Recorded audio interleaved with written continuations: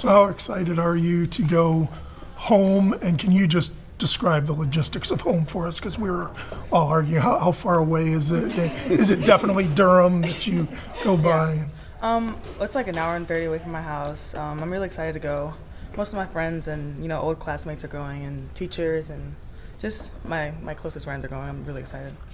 How about this early on in the season to be having a little bit of a homecoming? Are there added nerves that come with just knowing you got old teachers in the crowd, that sort of thing? I mean, it doesn't really change up like my nerves. I could watch it on TV either way, but I'm just still like a little nervous but excited. What's your first memory of playing basketball in North Carolina? My first memory, playing like me and my dad, like working out in like an old gym on like a Sunday, and him just yelling at me. That was like my first. How old were you? 7th grade. Have you played this arena before? I have not. No, I don't think I've ever been to it. Maybe. I probably have. I just don't really know the name, but yeah. So having somebody yell at you, I imagine it's not that big a transition to Gino. Right?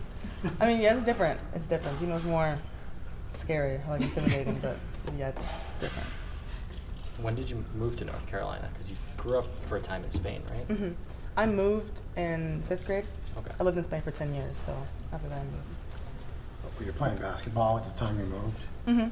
Yeah, I was. What was that transition like, is going from living abroad to living in North Carolina?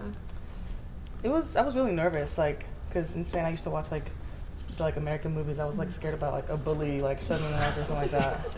But like, it was really like, it was very different. It's like from like food to like the kids to the way the school is, but I got used to it as I got older. Do you remember your first culture shock moment? What was it?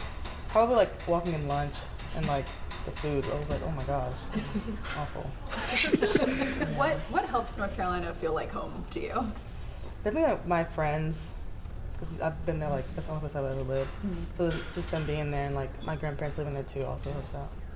So you're the second player who's come out here and said Gino's scary. So what makes you come here when he is that scary person that is going to be yelling at you for 4 years?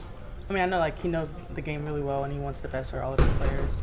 I know he's gonna set me up to like get better and get developed so I can go to the WNBA. So. Speaking of next level, your mom's been very successful playing basketball, and now as an executive. Is she someone you look up to as a role model in terms of what you're doing now and what you might want to do in the future? I definitely do. Yeah, like I said, she played in college. Both of my parents played in college and played professionally, so they both have walked the path that I'm on now. So just them like have already done that, like really helps me. So what does Morgan bring to the chemistry of the team? Morgan, I mean, she's a great. She has size. She's a great person, like on and off the court. Has very high energy. She can deliver everything. And we see on the bench she'll get up and give everybody. Yeah, I think that's like the thing that we do or something. I don't really know much about it either. But. I'm assuming you had a lot of confidence in yourself coming here, but to hear Coach say, excuse me, that he wants you to play like an All-American all year long, is that daunting, or do you kind of embrace that? Yeah, my coach has faith in me. I definitely embrace it, like you said, just believing that he has faith in me and just knowing that, and just kind of still playing my confident self. Is that your expectation coming into this year, was to play at an All-American level? Yeah, I mean, just try to keep it like consistent, like not being like nervous playing against like older people, but just kind of just play like I don't care ish. Not in that way, but like Is that easier because did you play up a level like in AAU and all that, so you were used to playing against older people? Yeah, well in 5th grade I played against boys, so that kind of helped, but as I got older, like I played up sometimes. Yeah, I watch a lot of freshmen come in here early in their careers. They come off, Gino wants to talk to them, they want to run away. You came off, you stood there right there and looked him straight in the eye and listened to every word he had to say. Just run me through how important that is to kind of try to, you come in here for a reason, to be coached by him, to try to embrace what he's trying to do to get you to get to whatever you want to get to. I mean, yeah, pretty much it really is important. I really do care about what he has to say, and I know that again, he's gonna try to put me in the best position that I can to like help. So whatever he says, I always just take it in and just listen to it. What do the older players tell you what he's telling you and not how he's telling you? Is that the biggest piece of advice they give you in dealing with him? Yeah, pretty much. Just say like, you know, a different way. And I look at them differently. You know, like really close, so it means a lot when it comes for them too. They're about this, you know, become the winningest combo in the college basketball history, 40 years together, Chris and CD.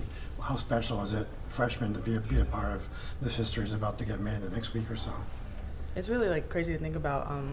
Just shows like the history that they had, but you know, also want to add on to it. So. UNC has a lot of height compared to just to BU and just South Florida. Just how much are you looking forward to actually competing with someone who's more equal size to you guys down low? I'm definitely excited. Just means we got to block up more and be more physical on them. You looked at UNC pretty heavily during your recruiting process. Just what about that team is challenging for you guys? Do you have any friends on that roster you're trash talking with?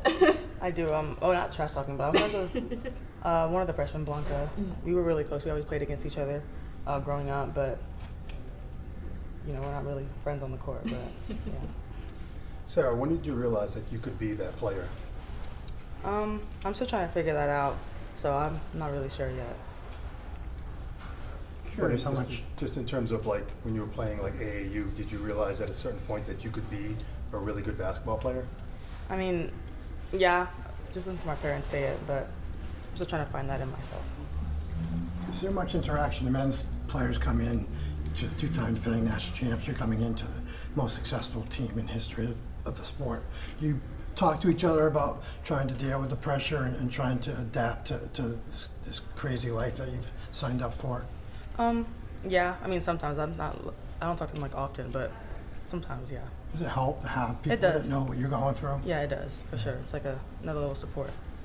When you say you're trying to still find that it quality in yourself, I mean, you have confidence, right? Do you just not look at yourself as the best player in the country right now or as an All-American? Yeah, I mean, I do have confidence in myself. I'm just trying to, you know, kind of grow on it more, kind of, and just play like, you know, like a confident player.